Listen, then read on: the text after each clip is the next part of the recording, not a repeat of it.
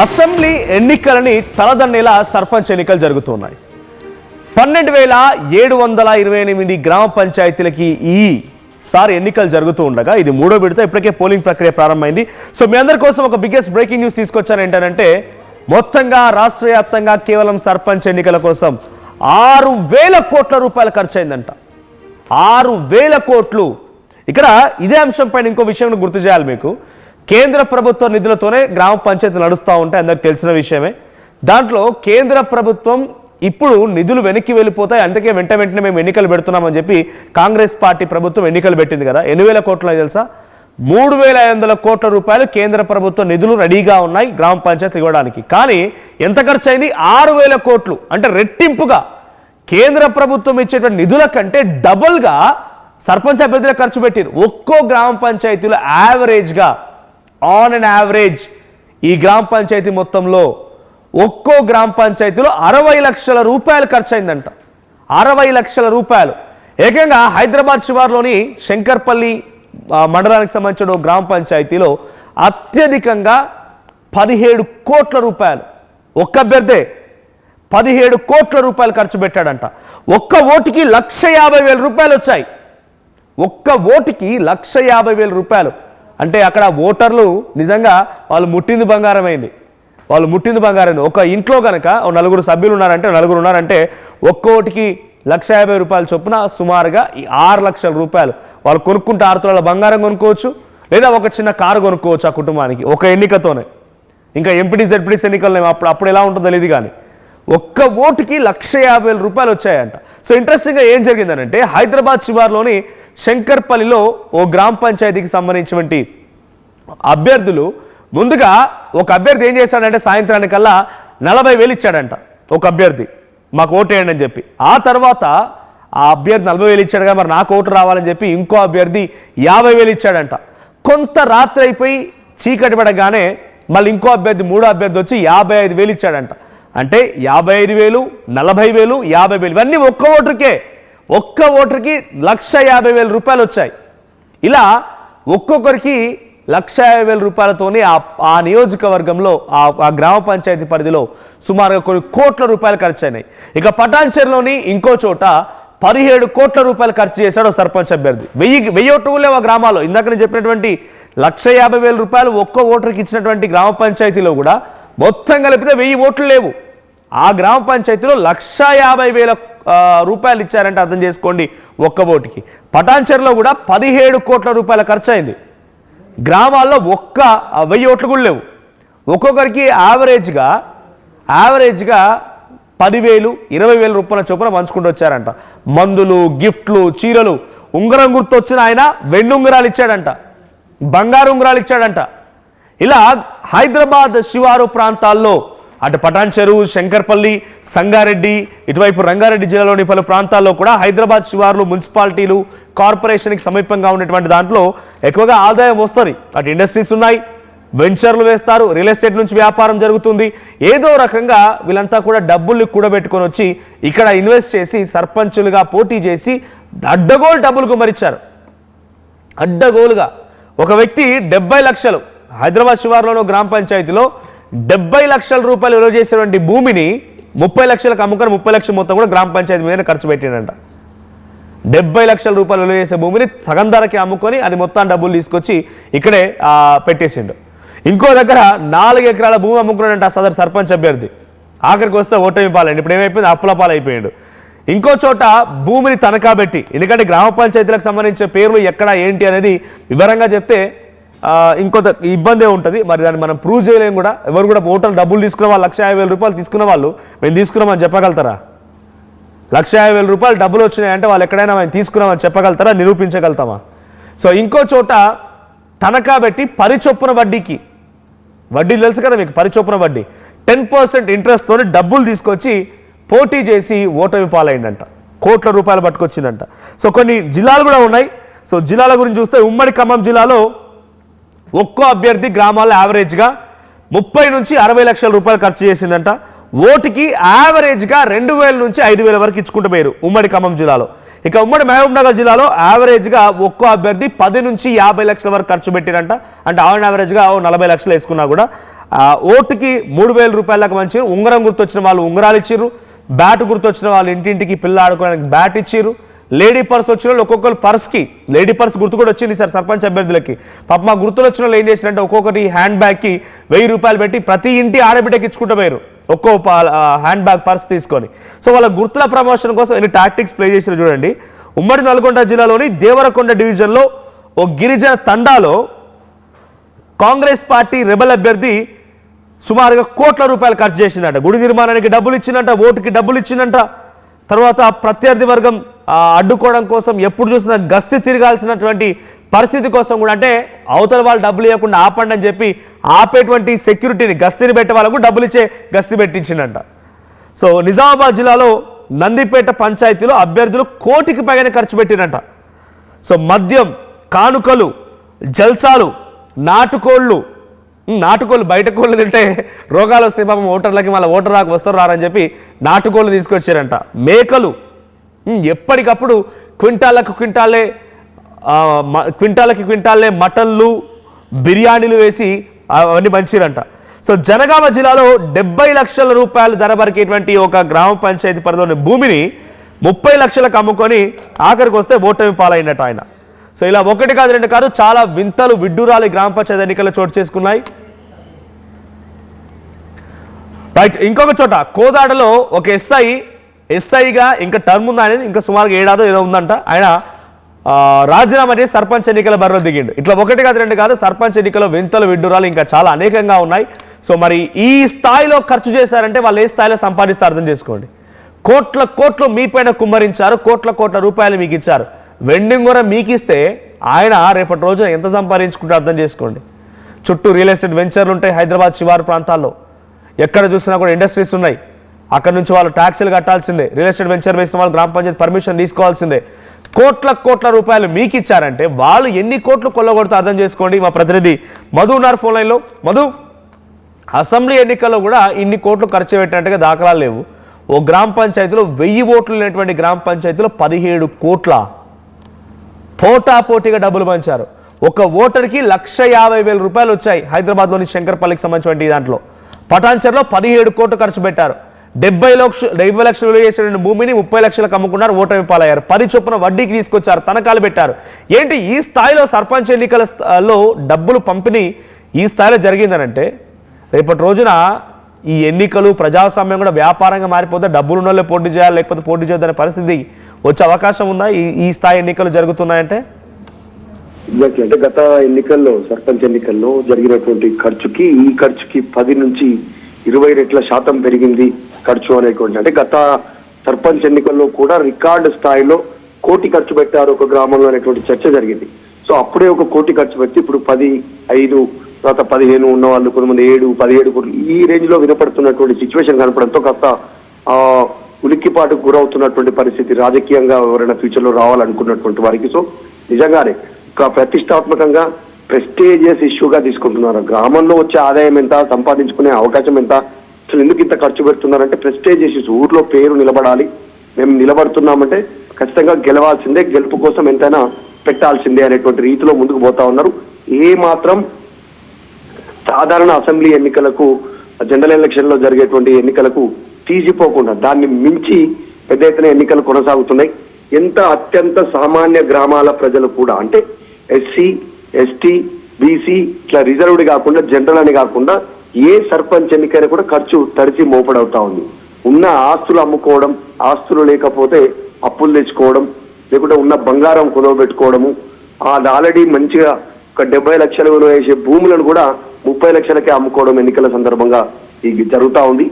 అయినప్పటికీ కూడా అభ్యర్థులు వెనక్కి పోవట్లేదు, మంచి ఖర్చు పెట్టుకుంటున్నారు. గెలవాలనేటువంటి ఒక పోటీ తీవ్రంగా అభ్యర్థి ఇచ్చిన దానికంటే మనం ఇంకా ఖర్చు పెడదాం, ఇంకెక్కువ దిద్దుదాం, ఇంకెక్కువ హామీలు ఇద్దాం, ఈ పరిస్థితి కనిపిస్తుంది. అందులో భాగంగానే మధు ఒక్కసారి మనం పబ్లిక్ కూడా అపీల్ చేద్దాం. మీ గ్రామ పంచాయతీలో మీకు ఓటుకి ఎంత ఇచ్చారు నిర్మోహమాటంగా చెప్పండి. ఎందుకంటే బహిరంగంగానే ఇంత పెద్ద ఖర్చు జరుగుతుందని చూస్తున్నప్పుడు మీకు 2,000 వచ్చాయంటే మీ పేరు మీద ఏడాదికి ఒక 20 లక్షలు సంపాదించిన ఆశ్చర్యపోకండి. ఎందుకంటే ఒకవేళ మీ చుట్టూ కనుక వెంచర్లు ఉంటే, మీ చుట్టూ రియల్ ఎస్టేట్ వ్యాపారాలు కనుక ఉంటే, ఇండస్ట్రీస్ కనుక ఉంటే, ఆ సదరు సర్పంచ్ అభ్యర్థి మీ పైన పెట్టిన 2000 ఇన్వెస్ట్మెంట్తో 20 లక్షలు సంపాదిస్తాడు.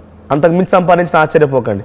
లేదు, ఒక ఏడాదికి యావరేజ్గా చిన్న గ్రామాలైనా కూడా 20,000 సంపాదించగలుగుతాడు. సో మీ గ్రామ పంచాయతీలో బహుశా గతంలో సర్పంచ్గా పోటీ చేసిన వాళ్ళు చాలామంది కూడా అప్పుల పాలయమని బలమరణానికి పాల్పడ్డవారు ఉన్నారు, కొంత ఇబ్బంది పడ్డవారు ఉన్నారు, రకరకాలుగా వారంతా బాధపడి చనిపోయిన వారు కూడా ఉన్నారు. అటువంటి పరిస్థితుల్లో నుంచి మళ్ళీ సర్పంచ్ ఎన్నికలు రాగానే ఈ స్థాయిలో ఖర్చు పెడుతున్నారంటే అర్థం చేసుకోండి. ఒకసారి మీ గ్రామ పంచాయతీ ఏంటి, అక్కడ ఎంత మేర ఖర్చు జరిగింది, సార్ పోనీ మీ గ్రామ పంచాయతీ పేరు చెప్పకపోయినా కూడా మీకు ఎంత డబ్బులు ఇచ్చారో కామెంట్ చేయండి. మీ ఊర్లో ఎంత బలికింది మీ ఓటు ధర ఎంత బలికిందని నేను కామెంట్ చేసే ప్రయత్నం చేయండి. సో మీ ఊర్లో డబ్బులు పంచారా, ఎంత ఇచ్చారో కామెంట్ చేయండి అని అంటే 100% మంది డబ్బులు పంచారంటే అవుననే చెప్తున్నారు.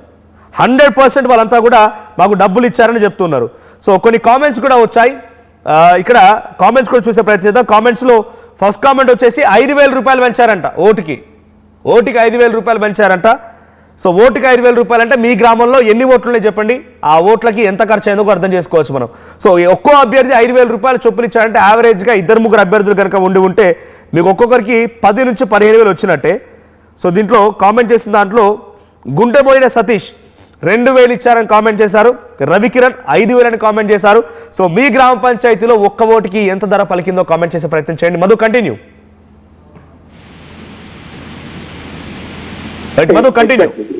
అంటే ఎగ్జాక్ట్ నిజంగా ఆ పరిస్థితి ఉంది. ప్రస్తుతం ప్రెస్టేజ్ ఇష్యూస్ కిందకి వెళ్తున్నటువంటి పరిస్థితి కనిపిస్తా ఉంది. అవతల అభ్యర్థి కంటే మనం ఇంకా ఎక్కువగా పెడదాం, గెలవాల్సిందే, పరువు నిలబెట్టుకోవాల్సిందే అనేటువంటిది. ఇందాక మొత్తం ఓవరాల్ గా చూస్తే అమెరికాలో ఉన్నటువంటి వాళ్ళు కూడా వచ్చి ఒక్క ఓటు వేయడానికి ఆసక్తి చూపిస్తున్నారు. వీళ్ళంతా మరి జనరల్ ఎలక్షన్ లో రాలేదు, అసెంబ్లీ ఎలక్షన్ లో ఓటు వేయలేదు, ఎంపీ ఎన్నికల్లో ఓటు వేయలేదు, అమెరికా నుంచి వచ్చో న్యూజిలాండ్ నుంచి వచ్చో. కానీ సర్పంచ్ ఎన్నికలకు మాత్రం అంత దూరం నుంచి వచ్చారు. ఖచ్చితంగా రావాల్సిందే, వాళ్ళు ఓటు హక్కు వినియోగించుకోవాల్సినటువంటి డౌట్ లేదు. కానీ సర్పంచ్ ఎన్నికలకు మాత్రమే వచ్చారు, మిగతా వాటికి రాలేదు. అంటే వాళ్ళు ఎంత ప్రాధాన్యత అసెంబ్లీ ఎలక్షన్లు ఎంపీ ఎలక్షన్ల కంటే ఎక్కువగా సర్పంచ్ ఎన్నికల పైన ఫోకస్ చేస్తున్నారు అనేటువంటి చాలా స్పష్టంగా కనిపిస్తా ఉంది. కుటుంబ సభ్యులు ఇంట్లో నుంచి నిలబడితే వేలు లక్షలు కోట్లు ఖర్చు పెట్టడానికి సిద్ధమవుతున్నటువంటి పరిస్థితి. అందులో భాగంగానే ఒక్క అభ్యర్థి 17,000 కోట్లు కుమరిస్తా ఉన్నారు ఈ సర్పంచ్ ఎన్నికల్లో. ఒకే వ్యక్తి 17 కోట్లు ఖర్చు పెట్టారు పంచాయతీ ఎన్నికల్లో. అంటే జనరల్ ఎలక్షన్ మించి సర్పంచ్ ఎన్నికల్లో దాదాపు 15 నుంచి 20 రెట్లు గతంలో జరిగిన ఎన్నికలకు మించి ఖర్చు చేశారు. అంటే మధు గతంలోనే చాలా మంది సర్పంచులు కూడా పోటీ చేసి గెలుపొందిన వారు అభివృద్ధి కార్యక్రమంలో భాగంగా మాకు డబ్బులు ఇవ్వండి, మేము నిధులు ఇవ్వండి, మేము ఖర్చు చేయలేకపోతున్నాం, మా సొంత ఖర్చులే అవుతున్నాయని చెప్పి అప్పుల పాలైపోయి బలమరణానికి పాల్పడ్డ వాళ్ళు, చనిపోయిన వాళ్ళు చాలా మంది ఉన్నారు. ఇంకా కూడా అప్పులు తీరక ఇంకా వడ్డీలు కడుతున్న వారు, ఉన్న ఆస్తులు మొత్తాన్ని అమ్మేసి అప్పులు కడుతున్న వారు కూడా ఉన్నారు.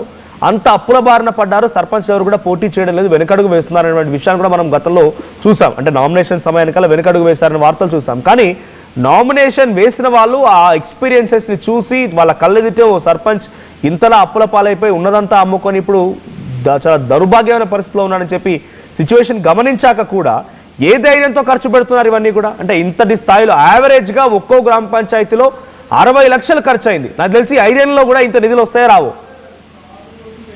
నిజంగానే కేంద్రం నుంచి వచ్చేటువంటి నిధులతోటి గ్రామాల అభివృద్ధి జరుగుతుంది. గ్రామ రోడ్లు కానీ, పారిశుద్ధ్యం కానీ, ఇంకా మిగతా శ్మశాన వాటికలు కానీ ఏమైనా కూడా కేంద్రం ఇచ్చేటువంటి నిధులతోటి అభివృద్ధి జరుగుతుంది, అంటే డౌట్ లేదు. రాష్ట్రం దగ్గర ప్రజెంట్ బడ్జెట్ లేదు, దివాలా తీసినటువంటి పరిస్థితి రాష్ట్ర ప్రభుత్వమే అనేటువంటిది ముఖ్యమంత్రి చెప్తా ఉన్నారు. ఇట్లాంటి సందర్భంలో ఎందుకు ఇంత డబ్బు పెడతా ఉన్నారు వీళ్ళు అనే దానికి ప్రెస్టేజ్ ఇష్యూ, పరువు కాపాడుకోవడం, నిలబడ్డాం, గెలవాలనేటువంటి ఒక తాపత్రయం, అందులో భాగంగానే ఎక్కువగా ఖర్చు పెడతా ఉన్నారు. మొత్తం గ్రామాల్లో అభ్యర్థులను ఈ ఎన్నికల నోటిఫికేషన్ వచ్చినప్పటి నుంచే వాళ్ళ అభ్యర్థులంతా కూడా తమ వైపు ఓటర్లను తిప్పుకోవడానికి ఈ రకమైనటువంటి ప్రయత్నాలు చేస్తా ఉన్నారు. మొత్తం గ్రామాలలో ఈ ఎన్నికల హడావుడి, గత సర్పంచులంతా కూడా దూరంగా ఉన్నారు, ఓటుకు దూరంగా ఉండే పరిస్థితి ఉంది, వాళ్ళు ఎన్నికలకు దూరంగా ఉండే పరిస్థితి.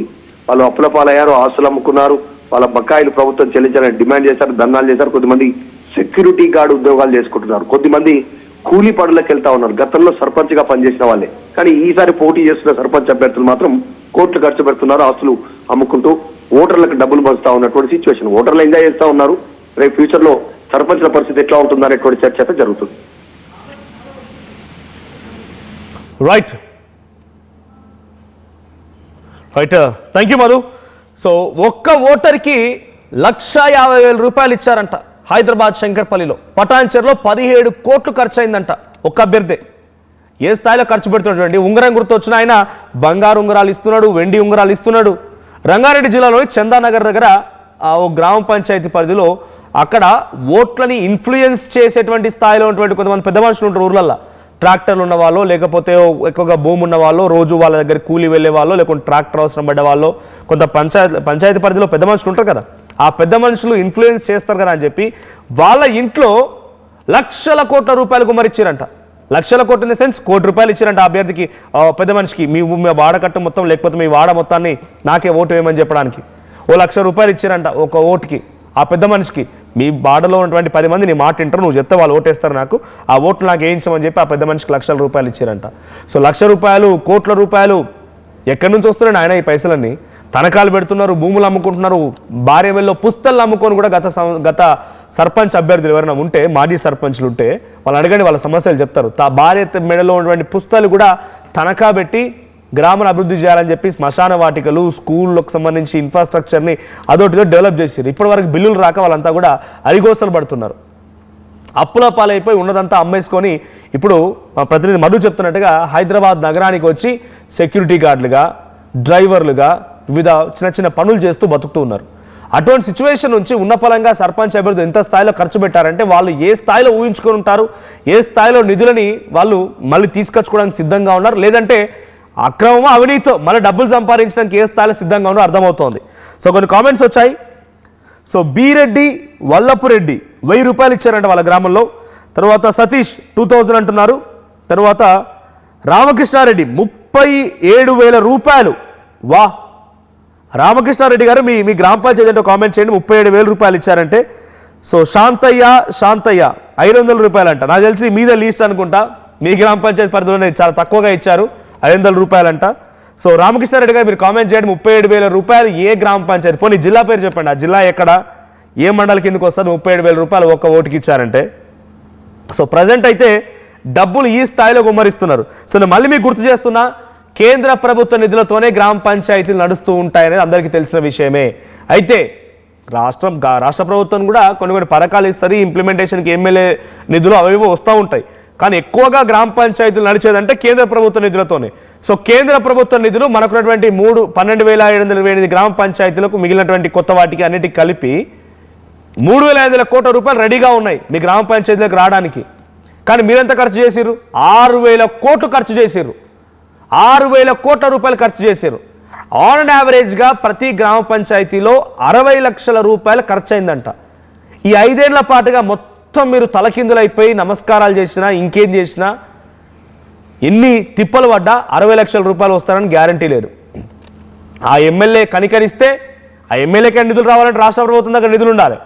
ఒకవేళ రాష్ట్ర ప్రభుత్వం ఎంతో కొంత ఆ ఎమ్మెల్యేకి నిధులు ఇచ్చినా కూడా ఆ ఎమ్మెల్యే కనికరిస్తే ఓ రోడ్డు అవుతుంది మహా అయితే 5 ఏళ్లలో, లేదా ఒక చిన్న బోర్ అవుతుంది మీ ఇంటి దగ్గర తాగునీటి సమస్య కోసం.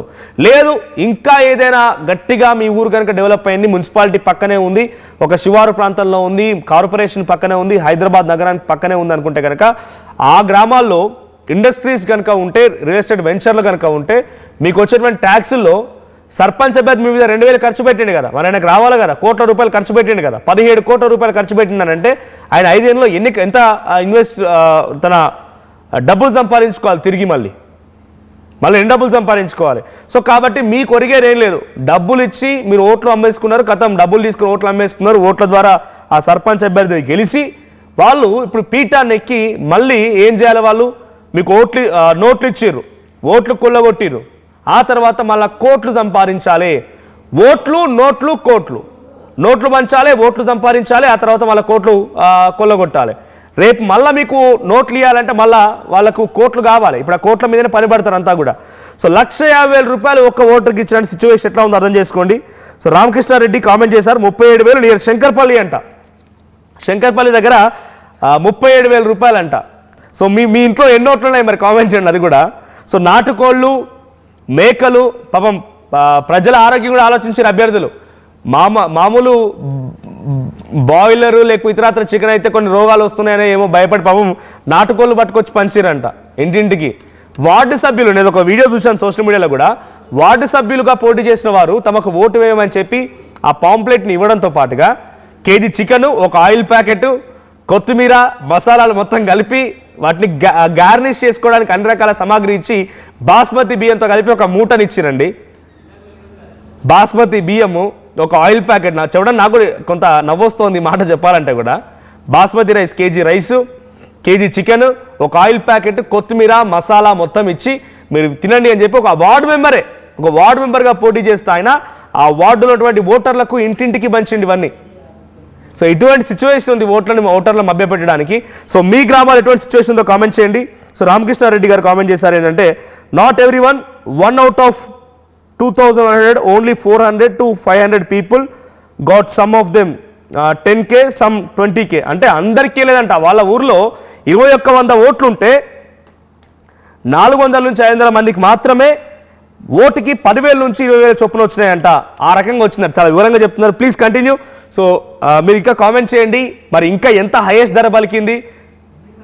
సో ఒకవేళ కనుక మీరు మాట్లాడతానంటే స్పెషల్ ఒకసారి పబ్లిక్ కాల్స్ కూడా ఇవ్వండి. పబ్లిక్ మాట్లాడాలి ఆలోచనలో ఉన్నారు వాళ్ళు, ఎందుకంటే చాలా వివరంగా చెప్తున్నారు కాబట్టి. సో కేదార్నాథ్ సిహెచ్ ఆయన కామెంట్ చేశారు, మనీ లేకుండా ఓట్స్ వేయరు ప్రజెంట్ సిచ్యువేషన్లో, డబ్బులు ఇవ్వకుండా ఓట్స్ వేయరు. నిజంగానే రాత్రి 1 గంట 2 అయ్యేది గ్రామ పంచాయతీలలో ఎన్నికలు జరుగుతున్నట్టు పాపం ప్రజలు పడుకోవడానికి. ఎవరు వచ్చి ఏ తలుపు కొడతారో, తలుపు బంద్ చేసి ఉంటే మళ్ళీ ఇంటికి డబ్బులు వస్తే రావు, పడుకున్నారు అని చెప్పి ఇవ్వకుండా వెళ్ళిపోతారని చెప్పి భయపడిపోయేవారు. బిక్కుమంటూ అభ్యర్థి ఎప్పుడు వస్తాడు, ఎప్పుడు పైసలు ఇస్తారని చెప్పి వాళ్ళ వైపే చూస్తూ ఉండేవారు. డబ్బులు లేకుండా నిజంగానే ప్రజలు ఎట్లా అయిపోయారంటే అది చాలా తప్పు. మిమ్మల్ని మీరు చాలా దారుణంగా అమ్మేసుకుంటున్నారు. మీ జీవితాన్ని, మీకున్నటువంటి విలువైనటువంటి మీ జీవితాన్ని, మీ సమయాన్ని అమ్మేసుకుంటున్నారు. 2,000 రూపాయలతో ఒరిగేదేంది? గట్టిగా తిప్పి కొడితే 2 కేజీల మటన్ రాదు. 2,000 రూపాయలకు మీ ఓటు అమ్ముకున్నారంటే ఇక మీ పరిస్థితి ఏందో అర్థం చేసుకోండి. అదేదో మ్యాండేట్ అయిపోయింది, ఇవ్వకుంటే మేము ఓటు వేయమన్నట్టుగా మ్యాండేట్ అయిపోయింది. హైదరాబాద్లో చదువుకున్న పిల్లలు లేకుండా ఉద్యోగస్తులు కూడా నాకు ఛార్జీలు రాలే, అందుకే ఛార్జీలు వాళ్ళు వేస్తారు, ఛార్జీలు రాకపోతే ఇంటికి వెళ్ళి ఓటేయరా? ఇది సిగ్గుతప్పిన విషయం కదా. చదువుకున్న వాళ్ళు మీలాంటి వాళ్ళు కూడా ఛార్జీలు రాలేదు ఇంటికి వెళ్ళి ఓటేయమంటే ఎంత దిక్కుమాల విషయం ఇది. ఛార్జీలు కావాలన్నా? ఇంకా కామెంట్స్ వస్తున్నాయి. కేదార్నాథ్ సిహెచ్ 60 lakhs యావరేజ్గా ఒక సర్పంచ్ ఖర్చు చేశారు. ఎస్. సో నిజామాబాద్లో 3,000 రూపాయలు ఇచ్చారంట. We don't took but my village. So ఆయన తీసుకోలేడు పాపం, రామకృష్ణారెడ్డి గారు తీసుకోలేదంట. మీ ఇంట్లో ఎన్ని ఓట్లు వచ్చాయని అడిగాను కదా ఇందాక. రామకృష్ణారెడ్డి కామెంట్ చేశారు, మేము తీసుకోలేదు ఇంట్లో ఓట్లు అంటున్నారు. మా ఇంట్లో మేము తీసుకోలేదు, బట్ మా విలేజ్లో most of the people are benefited. వాళ్ళ విలేజ్లో చాలా మందికి బెనిఫిట్ అయిందంటే కానీ పాపం ఆయన తీసుకోలేదంట. సో మీరు చాలా నిజాయితీపరమైనటువంటి ఓటర్ అండి. రామకృష్ణారెడ్డి గారు కామెంట్ చేశారు కానీ మీరు చాలా నిజాయితీ గల ఓటర్. సో మీ నిజాయితీని మేము డెఫినెట్గా అప్రిషియేట్ చేయాల్సిందే, మీరు నిజంగా డబ్బులు తీసుకోకపోతే. సో ఆ రకంగా మోటివేట్ చేయండి పబ్లిక్ని కూడా, మీతో పట్టున్న వాళ్ళని కూడా. ఇంత డబ్బులు తీసుకున్నారంటే ఆ గ్రామంలో ఎంత డబ్బులు కొల్లగొడుతున్న సర్పంచ్ అభ్యర్థి చెప్పండి. సో ఈ స్థాయిలో ఖర్చు అయిందంట. సో 17 కోట్ల రూపాయలు ఒక సర్పంచ్ అభ్యర్థి ఖర్చు పెట్టాడంటే అర్థం చేసుకోండి. రేపటి రోజున ఎవరైనా సామాన్యులు కనుక బరిలో ఉండాలి, పోటీ చేయాలి, ఆ గ్రామానికి ఏమైనా సేవ చేయాలి, లేకపోతే ఒకసారి సర్పంచ్ పదవి అనుభవించాలన్న వాళ్ళకి ఎన్ని కోట్లు ఖర్చు కావాలి?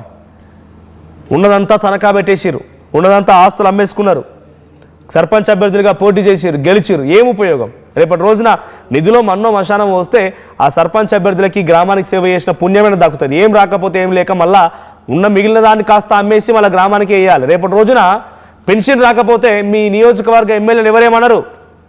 ఆ ఎమ్మెల్యే మాకు పెన్షన్ ఇప్పిస్తడం మీద వాళ్ళ కనీసం వాళ్ళ జోలు కూడా రాదు. మీ ఊర్లో నీళ్ళు వస్తలేవంటే సీఎంని అన్నారు, మీ ఊర్లో పెన్షన్ వస్తలేదంటే ఎమ్మెల్యేని అన్నారు, మీ ఊర్లో రేషన్ కార్డులు వస్తలేవనంటే ముఖ్యమంత్రి రేవంత్ రెడ్డినో లేకపోతే ఆ నియోజకవర్గ ఎమ్మెల్యేనో ఎవరు ఏమన్నారు? నేను డైరెక్ట్గా తెలంగాణ యాసలో మీకు చెప్పాలనుకుంటే కనుక సర్పంచ్ని బండ బూతులు తిడతారండి. తెలంగాణలో బూతులకు సంబంధించి మీకు తెలిసిందే ఇక ఊర్లో ఎట్లుంటుంది అనేది. బండ బూతులు. సర్పంచ్ పలానా ఆయన చేయగానే నాకు పెన్షన్ రాలేదంటారు. అక్కడ సమస్య ఏమన్నా కానివ్వండి, పలానా సర్పంచ్ చేయగానే నాకు పింఛన్ రాలేదంటారు. సర్పంచ్ని చాలా గలీజ్గా మాట్లాడతారు. అర్థం చేసుకోండి ఇక. సో మీరు ఇన్ని కోట్ల రూపాయలు డబ్బులు ఖర్చు పెట్టి మీరు ప్రజాసేవ చేస్తే ఏం కాదు, లేదంటే ప్రజలను లూటీ చేసి వాళ్ళ చాటు మార్గాన డబ్బులు సంపాదించే ప్రయత్నం చేస్తే కనుక డెఫినెట్గా ఆ బూతులు కానీ లేకపోతే ఆ దూషణలు కానీ వాళ్ళు తిట్టేటువంటి తిట్లు కానీ ఆ శాపనార్థాలు కానీ డెఫినెట్గా అనుభవించక తప్పదు, ఆ మాట వినక తప్పదు. సో ఈ స్థాయిలో డబ్బులు తీసుకున్న వారు మీకు కూడా ఆ సర్పంచ్ అభ్యర్థి పని చేయకపోతే సైలెంట్గా ఉండాల్సిందే. 2,000 రూపాయలు మీకు ఇచ్చిన ఆయన రేపు రోజున పింఛన్ రాలేదంటే ఆయనకు 10,000 రూపాయలు పింఛన్ పెట్టిస్తాడా? 2,000 రూపాయలు మీకు ఓటు కొనుక్కున్నాడంటే మీ ఓటును కొనుక్కున్న ఆయన రేపటి రోజున మీకు పింఛన్ రావాలంటే 10,000 రూపాయలు లేనిది ఆ పింఛన్ పెట్టిస్తాడా? ఆయన ఏమంటాడు, నేను అడుగుతలేనమ్మా, పైన స్థాయి అధికారి అడుగుతాడు, పాపా ఎంఆర్ఓ పేరు చెప్పో, ఆర్ఐ పేరు చెప్పో, లేకపోతే ఆ ఎంపీడీఓ పేరు చెప్పు, నాకు తెలియదు, నాకు రూపాయి వద్దల్లి, నీ పైసలు నాకేందుకు, నీకు సేవ చేయనీకే వచ్చినా అని చెప్పి బయట తప్పించుకొని ఎంపీడీఓ పేరు చెప్పి వాళ్ళ వీళ్ళ పేరు చెప్పి 10,000 రూపాయలు కనీసం మీ దగ్గర వసూలు చేసే ప్రయత్నం చేస్తాడు. సో ఓటు అమ్ముకున్నారంటే డెఫినెట్గా రెడీగా ఉండండి, రేపటి రోజు మీకు ఏ పని కావాలా మళ్ళీ మీరు దానికి తగ్గట్టుగా మూల్యం చెల్లించుకోవాల్సిందే. సో మీరు కామెంట్ చేయండి. సో ఏతితా S Reddy, so people should change in the society and will change automatically. ప్రజలు మారాలి, నిజంగానే ప్రజలు మారితేనే ఆటోమేటిక్గా సమాజం మారుతుంది, ఆ ప్రజాప్రతినిధుల యొక్క తీరు మారుతుంది, రాజకీయ నాయకుల తీరు మారుతుంది. మీ ఓటును ఎన్ని రోజుల వరకు మీరు డబ్బుతో అయితే అమ్ముకుంటారో, మిమ్మల్ని మీరు అమ్ముకుంటారో, ఆ రోజు వరకు డెఫినెట్గా ఇటువంటి ఒక దౌర్భాగ్యమైన పరిస్థితి మీ గ్రామాల్లో నీళ్లు లేకుండా, మీ గ్రామాల్లో రోడ్లు లేకుండా, సకల సదుపాయాలు లేకుండా ఇబ్బంది పడాల్సిందే. అడగండి, మీ గ్రామ పంచాయతీ పరిధిలో ప్రభుత్వ పాఠశాల ఉంటే ఒక్కసారి ఎవరైనా పోయి ఆ పాఠశాల చూడండి, ఆ స్కూల్ చూడండి, పైన పెచ్చులూడు పడతాయి, కనీసం ఫ్యాన్లు ఉండవు, కూర్చోడానికి కుర్చీలు ఉండవు, బల్లలు ఉండవు, రాయడానికి చాక్ పీసులు ఉండవు, స్కూల్ బోర్డులు ఉండవు, టెక్నాలజీ 6G మన రీల్స్ చూసి మంచిగా టెక్నాలజీ ఇంప్లిమెంట్ అవుతుంది అని చెప్పి సంతోషపడమే కాదు, మన పిల్లలు ఎలా చదువుతున్నారో కూడా ఆలోచించాలి కదా. వాటిని అభివృద్ధి చేయమని అడగండి, ఎవరైనా దమ్ము ఉంటే. ఆ స్కూల్ పిల్లలకు పెట్టే తిండిని చక్కగా మంచి పోషకాహారం పెట్టమని అడగండి. మీరు వెళ్ళేటువంటి రోడ్డు సరిగ్గా చేయమనండి. మీ ఇంటి ముందు మురిక్కాలు ఉంటే ఆ మురిక్కాలని సాఫ్ చేయమని చెప్పండి. అంతేగాని డబ్బులు తీసుకొని మిమ్మల్ని మీరు అమ్ముకొని ఇంత దుర్మార్గమా? ఇక్కడ మహేష్ కుమార్ కామెంట్ చేశారు, 500 రూపాయలు ఇచ్చారంటే కాంగ్రెస్ పార్టీ అంటే 500 రూపీస్ కాంగ్రెస్ ఇచ్చింది. ఏది అధికార కాంగ్రెస్ పార్టీ 500 రూపాయలు ఇచ్చిందా? సో అభ్యర్థులు ఎమ్మెల్యేలు కూడా వాళ్ళ సపోర్ట్ చేసేటువంటి అభ్యర్థులకి సపోర్ట్ చేయడానికి వాళ్ళు కూడా కోట్ల రూపాయలు అభ్యర్థులకు ఇచ్చారు. ఆ అభ్యర్థులు స్వతహాగా ఖర్చు చేసిన డబ్బులు ఉన్నాయి, పై స్థాయి నుంచి ఎమ్మెల్యేలు ఇచ్చిన డబ్బులు ఉన్నాయి. సో గ్రామ పంచాయతీలో ఈ వారం 10 రోజుల నుంచి ఒక పండగ వాతావరణం మీకు ఇవాళతో అయిపోయింది. రేపు మేము కనీసం మీ దిక్కు చూసినట్టు కూడా ఉన్నాడు. ఇక కనీసం వార్డు మెంబర్ ఉన్నారు ఆయన, ఏ బిడ్డ నువ్వు బాగున్నావా అని చెప్పి ఇన్ని రోజుల పాటు హైదరాబాద్లో ఉన్నాయన కూడా బాగున్నావా, ఎట్లున్నారు, భార్య పిల్లలు ఎట్లున్నారు, వస్తున్నావా, మరి రావాలి నాకు ఓటేయాలని చెప్పి అడిగిన ఆయన రేపటి రోజున ఫోన్ చేస్తే చెప్పు ఏం కావాలి, ఎందుకు చేస్తున్నావు అంటే డైరెక్ట్ ఆయన నువ్వు కనీసం మీ వైపు చూసేటోడు కూడా ఉన్నాడు. అదే మీరు నిజాయితీగా ఓటేసి ఉంటే వాడిని గల్లా బట్టి అడిగేటువంటి ధైర్యం మీకు ఉండేది, ఓ శక్తి మీకు ఉండేది. ఇవాళ ఏమైపోయింది? ఏం లేదు. ఇక అందరం ఓట్లు అమ్మేసుకున్నారు, ఒకరి మొహలోకాలు చూసుకుంటూ రోడ్ అయితే లేదు రాండి, ఏమవుతుంది బిడ్డ, మన బతుకులకి ఇంతే, మన గ్రామాలకి ఇంతే అని చెప్పి మళ్ళీ కన్నీరు పెట్టి ఏడుస్తారా? మన బతుకులకి ఇంతే, మనకు అభివృద్ధి చేసేవాడు ఉన్నాడు, మనకు రోడ్ వేసేవాడు అని చెప్పి మళ్ళీ ఏడుస్తారా? ఇదే బుద్ధి ముందుగా ఓటేసే ముందు, ఒక అభ్యర్థిని గెలిపించే ముందు ఉంటే బాగుండేది. సో మీరు కూడా మీ గ్రామ పంచాయతీలో ఎంత ఖర్చు అయింది, మీ ఒక్క ఓటుకి ఎంత ఇచ్చారో చెప్పి కామెంట్ చేసే ప్రయత్నం చేయండి. పటాన్చెరులో 17 కోట్ల రూపాయలు ఒక అభ్యర్థి ఖర్చు పెడితే ఒక్కో ఓటుకి 1,50,000 రూపాయలు ఇచ్చారంట. సో మీ గ్రామ పంచాయతీ పది ఎట్లా ఉందో కామెంట్ చేయండి. సో ఇక్కడ ఇంకో కామెంట్ వచ్చింది, కాంగ్రెస్ 3,000 రూపాయలతో పాటుగా ½ కేజీ చికెన్, ఒక చీర. వా, 300 రూపాయలు, సారీ 300 రూపాయలు ½ కేజీ చికెన్ అంటే ఒక 150 రూపాయలు వేసుకున్నా కూడా 450, ఒక చీర ఒక 500 వేసుకుని 1000 రూపాయలు వచ్చినాయి. So by targeting 2 or 3 builders, developers or resort owners, they secure a profit, whereas they gain nothing direct from the villagers themselves. So Ramakrishna Reddy comment ఏంటంటే నేను చెప్పిన అదే నిజంగా ఇందాక, రియల్ ఎస్టేట్ వ్యాపారుల నుంచో, లేకపోతే రిసార్ట్ల నుంచో, లేకుంటే బిల్డర్స్ నుంచో, అక్కడ చుట్టుపక్కల వెంచర్ల నుంచో వాళ్ళని టార్గెట్ చేసి వాళ్ళ దగ్గర నుంచి డబ్బులు కొల్లగొట్టడమే ఇక్కడ సర్పంచ్ అభ్యర్థులు నెక్స్ట్ టార్గెట్గా పెట్టుకొని కోట్ల రూపాయలు కొల్లగొడతారు. సో నేను ఓటుకు డబ్బులు తీసుకోలేదు, 4 ఓట్లు ఉన్నాయని చెప్పి Vadla Krishnachari, very good, we appreciate you. నిజాయితీగా మీరు ఓటేసారు కాబట్టి రేపటి రోజున మీ గ్రామం పరిధిలో లేకపోతే మీ ఇంట్లోనైనా ఏదైనా సమస్య వస్తే గల్లా బట్టి అడిగేటువంటి ధైర్యం మీరు చేయగలుగుతారు. సో మీరు కూడా కామెంట్ చేయండి, మీ గ్రామ పంచాయతీలో ఓటుకి ఎంత ఇచ్చారు ఏంటి అనేది.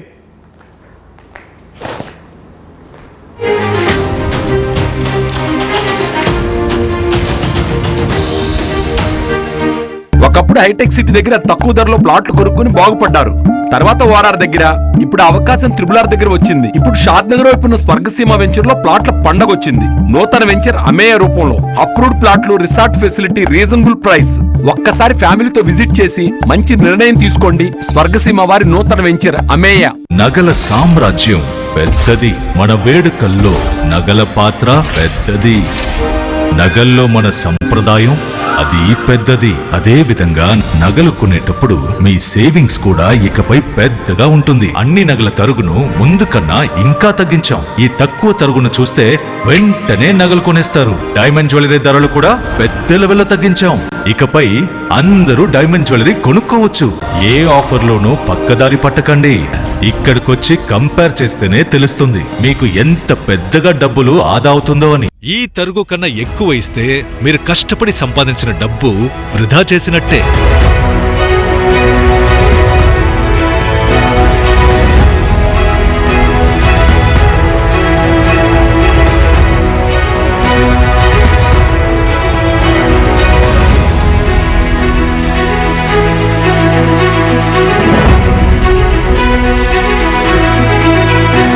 లలితాలో నగలు కొనండి, ఎక్కువ డబ్బులు ఆదా చేయండి.